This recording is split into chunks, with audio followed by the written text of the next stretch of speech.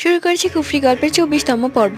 ঈশিতার শাশুড়ি বলে, আজকে উঠুক আদি, তারপর আমি ওকে বলছি। ফর্সা চামড়া দেখেই পছন্দ করে ফেললো। বড়দের সাথে কিভাবে কথা বলতে হয় সেটাও জানে না, একে আবার আমার বাড়ির বউ করে নিয়ে আসছে। পেছন থেকে ননদিনী এসে বলে, হ্যাঁ মা, ঠিকই বলেছ, এই মেয়েটা না প্রচুর বেয়াদব।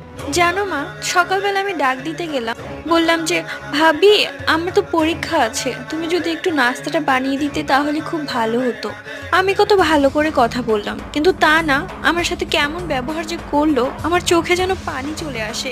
আমার কত আশা ছিল, আমার একটা ভাবি থাকবে আমার বান্ধবীর মতো, আমি আমার সব কথা শেয়ার করব। কিন্তু ভাবির ব্যবহার খুবই খারাপ। তুমি আজকে ভাইয়াকে বলবে। ঈশিতা বলে, হ্যাঁ, আমি তো খুবই খারাপ মেয়ে। তাহলে তোমার ভাইয়াকে বলো না আমাকে আমার বাপের বাড়িতে দিয়ে আসতে, আমারও না এখানে থাকতে ভালো লাগছে না। আর তুমি এরকম মিথ্যা কথা বলবে সেটাও আমি ভাবতে পারিনি। পরবর্তী গল্প।